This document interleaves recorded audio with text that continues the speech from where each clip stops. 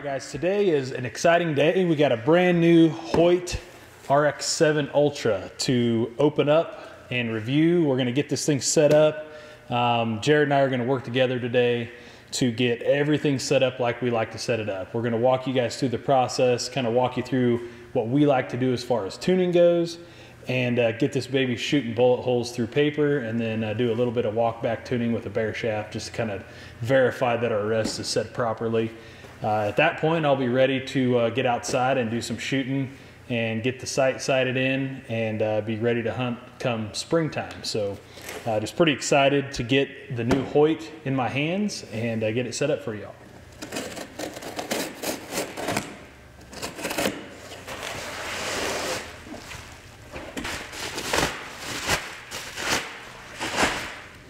All right guys, well, as I pull this thing out of the box, you know, I've kind of done some reading a little bit on the bows, but now that I have it in my hand, I'll just kind of go over the first impressions that I'm seeing. So number one, looking at historic carbon risers from Hoyt, they always had kind of the triple tube kind of shape, and they kind of come up and did a twist into the limb pocket.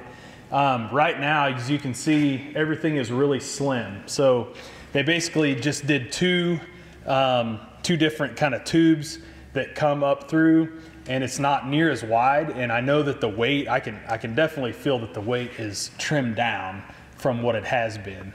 Also, they kind of redesigned the grip again.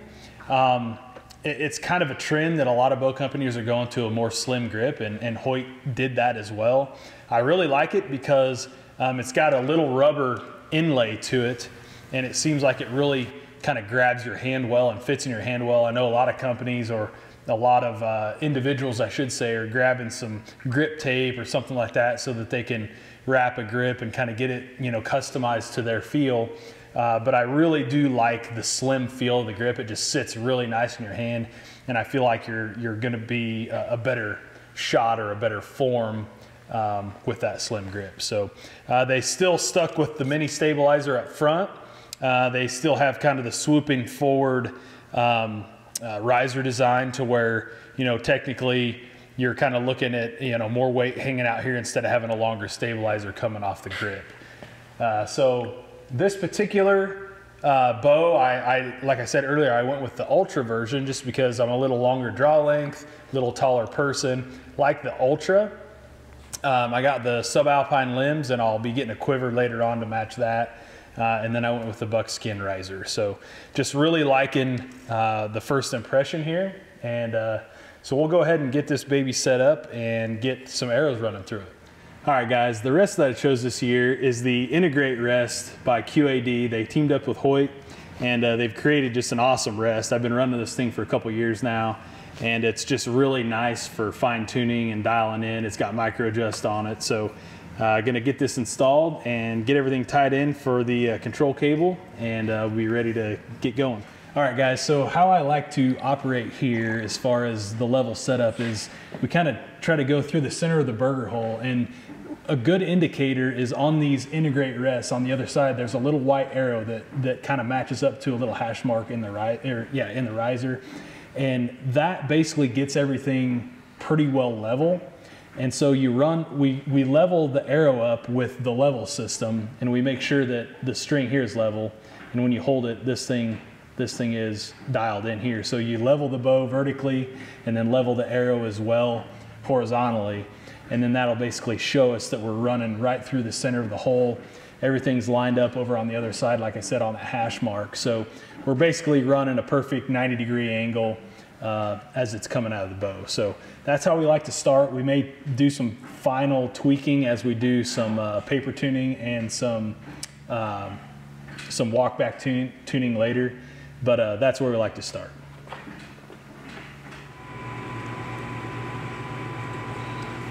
All right, well, we just got our D-loop installed, and before that I got my knock sets installed, and I like to put a knock on the top and on the bottom. Some people like doing just one. Some people don't do any, they just use the D-loop. I like putting one on top and bottom just because if I ever want to remove the D-loop and tie a new one on, I have a great reference point of where I need to be.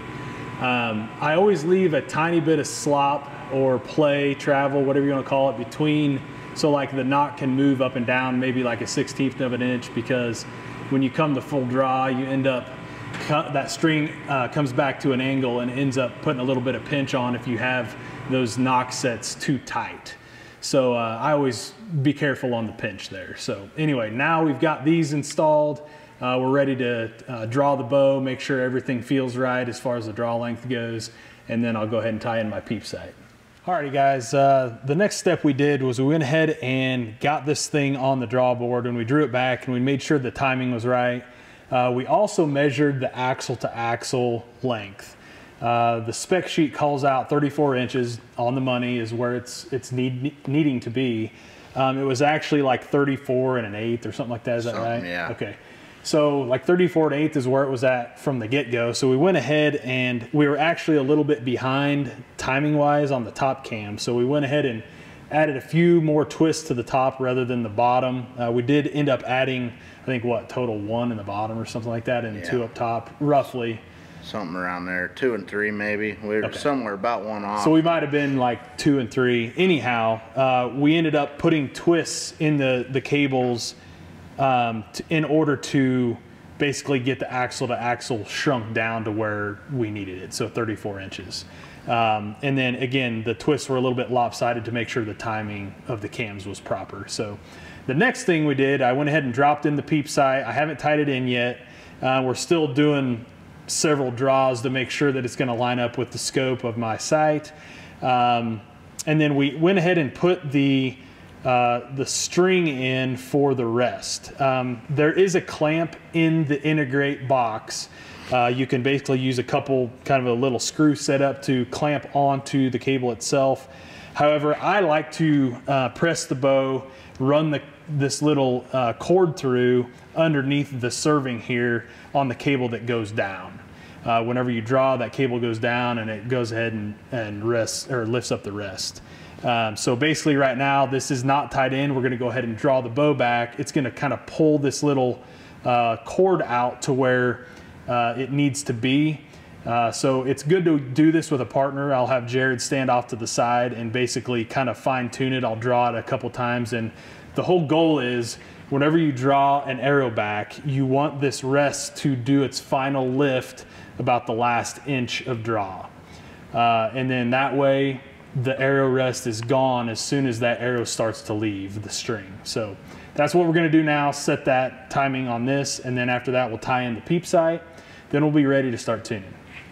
All right guys, well we have everything pretty well dialed in. I got the cord on my rest tied in. The peep sight, I'm still, it's really close, so we're gonna tie that in here shortly, but I'm just getting ready to run an arrow through this thing. High hopes that it's gonna be a great feeling bow, so we will see what it feels like.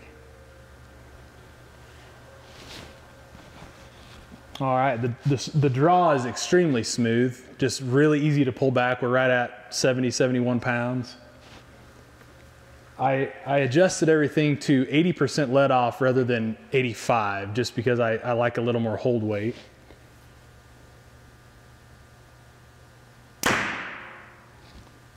And I have 0,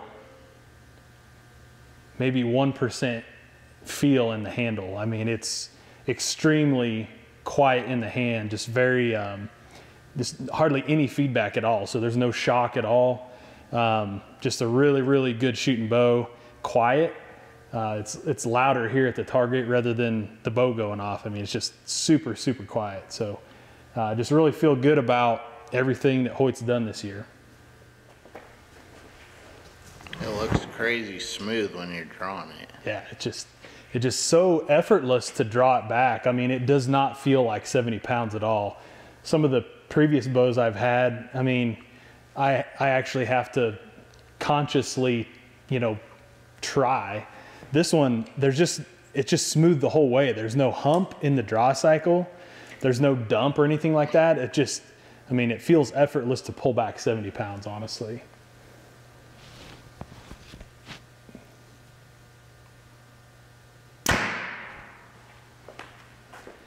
All right, guys, now that we have kind of the string shot in just a little bit, I've ran a few arrows through it. I think we're gonna go ahead and start the tuning process. So we're gonna shoot through paper real quick, make sure we don't have anything erratic happening. I don't think we do. After that, we'll just go ahead and start shooting a bare shaft beside the fletched arrows, and we'll make sure that everything is kind of grouping together out to about 20 yards. So anyway, the tuning process is next. All right, guys, so I wanted to show you real quick before we start our paper tune where we're at as far as where the rest is at. So if you can see the little white indicator and then there's a little hash mark on the actual bow right there, that's lined up from the get-go. And we're gonna start paper tuning from right there and just kind of see where we're at. I think it's pretty close because we've ran a couple arrows and it looks like they're coming out of the bow pretty good. The other thing I wanted to mention is we are about 13/16 of an inch from the riser to the center of the arrow shaft, and we haven't made any adjustments to the rest at all. This is out of the box. Everything is at 0 as far as the fine-tune adjustment, and everything else is as far as in and out, or left and right, I should say. So anyway, we're starting from square one, and we'll see where we're at as far as a paper tear.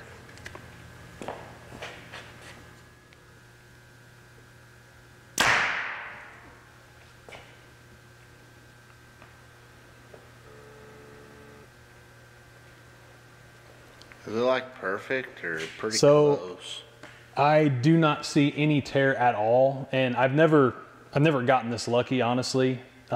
Usually there's a minor adjustment that's needed, but I'm really satisfied with how far the arrow shaft is away from the shelf, or the riser, I should say, right now. Everything is awesome. There's no clearance issues, obviously. We're shooting a perfect bullet hole through paper. That's my first step. It's kind of my coarse tune. The next step is basically shooting a bare shaft beside my fletched arrows out to 15 and 20 yards to make sure that they're grouping together. If they're not, then we'll make slight rest adjustments to kind of bring that back together. All right, guys, so really good out of the bow the first time we did the bare shaft. So we went about 15 yards. The fletched arrow was here, and we had a really good group, so that's good.